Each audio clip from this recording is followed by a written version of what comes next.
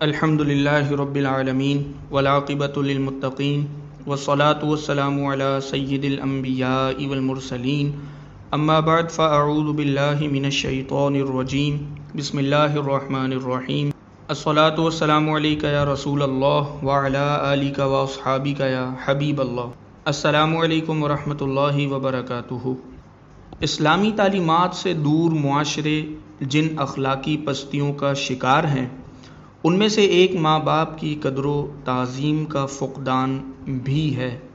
پیدا ہوتے ہی بیٹے کے ڈاکٹر، انجینئر، سرکاری افسر وغیرہ بننے کے خیالات اور خواب دیکھنے والے ماں باپ اس وقت قابل رحم نظر آتے ہیں جب ان کے پڑھے لکھے ویل ایجوکیٹڈ کہلانے والے بیٹے انہیں ایک کمرے تک محدود رہنے پر مجبور کر دیتے ہیں یا پھر اولڈ ہاؤس کی زینت بنا دیتے ہیں۔ توتلی زبان میں آدھی آدھی باتیں کرنے والے بیٹے کی ساری باتیں سمجھ لینے والے ماں باپ جب بڑھاپے میں آتے ہیں تو آپ چپ رہیں، آپ کو کیا پتہ جیسے جملے سنتے ہیں تو ان کا دل کہتا ہے کہ ہمارے بیٹے کو ایسا نہیں ہونا چاہیے۔ قرض داری، تنگ دستی، بے روزگاری جیسی نہ جانے کتنی آزمائشوں کا سامنا کر کے ایک سے زائد بچوں کو یکساں تربیت دینے والے ماں باپ جب بڑھاپے میں 2 وقت کا کھانا بھی مانگنے پر ملتا ہے تب وہ کہتے ہیں کہ ہمارے بیٹے کو ایسا نہیں ہونا چاہیے۔ دنیاوی ترقی کی دلدادہ اکثریت اپنے بیٹوں کو فقط دنیا سکھاتی ہے اور علم دین سے دور رکھتی ہے۔ انہی ماں باپ کو جب بڑھاپے میں یہ بیٹے اپنے لیے بوجھ اور مصیبت سمجھتے ہیں تو یہی ماں باپ کہتے ہیں کہ ہمارے بیٹے کو ایسا نہیں ہونا چاہیے۔ بیٹے کو علم دین سکھانا یا اسے حافظ یا عالم بنانا، اسے معیوب سمجھنے والوں کو یہ بات سمجھ آ جاتی ہے کہ اگر ہم نے انہیں علم دین سکھایا ہوتا تو کاش ہمیں ایسا دن دیکھنا نہ پڑتا۔ آخر بیٹے کو کیسا ہونا چاہیے؟ اسلامی تعلیمات کے مطابق بیٹے کی جو خوبیاں اور ذمہ داریاں بنتی ہیں وہ کیا کیا ہیں، آئیے چند ایک سنتے ہیں۔ بیٹے کو ماں باپ کے ساتھ حسن سلوک اور نہایت نرمی سے پیش آنے والا، بوڑھے ماں باپ کو جھڑکنا یا غصہ دکھانا تو درکنار اف تک نہ کہنے والا، شفقت و مہربانی کرتے ہوئے ان کے سامنے عاجزی کرنے والا، ان کے لیے اللہ رب العزت کی بارگاہ سے رحمت طلب کرنے والا ہونا چاہیے۔ بیٹے کو ماں باپ کی خدمت کے دوران پیش آنے والی ہر طرح کی تکالیف کو خندہ پیشانی سے برداشت کرنے والا ہونا چاہیے۔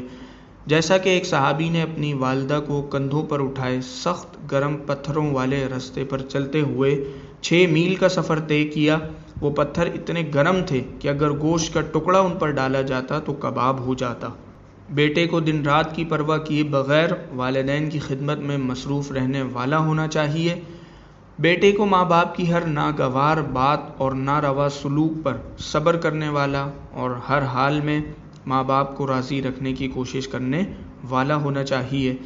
جیسا کہ ایک بار رسول کریم صلی اللہ تعالیٰ علیہ وآلہ وسلم نے فرمایا کہ جس نے اس حال میں شام کی کہ ماں باپ کے بارے میں اللہ عز و جل کی نافرمانی کرتا تھا یا کرتا ہے، اس کے لیے صبح ہی کو جہنم کے 2 دروازے کھول دیے جاتے ہیں۔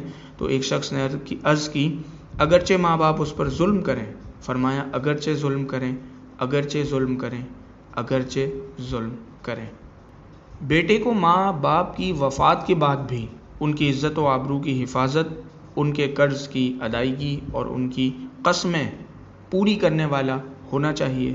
حدیث پاک میں ہے کہ جو شخص اپنے والدین کے انتقال کے بعد ان کی قسم سچی کرے اور ان کا قرض اتارے اور کسی کے ماں باپ کو برا کہہ کر انہیں برا نہ کہلوائے، وہ والدین کے ساتھ بھلائی کرنے والا لکھا جائے گا اگرچہ ان کی زندگی میں نافرمان تھا۔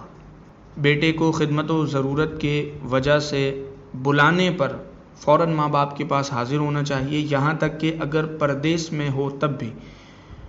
بہر شریعت میں یہ مسئلہ بیان ہوا کہ بیٹا پردیس میں ہے، والدین اسے بلاتے ہیں تو آنا ہی ہوگا، خط لکھنا کافی نہیں۔ یوں ہی والدین کو اس کی خدمت کی حاجت ہو تو آئے اور ان کی خدمت کرے۔ اللہ تعالی ہر بیٹے کو اسلامی اوصاف والا بیٹا بننے کی توفیق عطا فرمائے. آمین بجاہ النبی الامین. وآخر دعوانا ان الحمد للہ رب العالمین.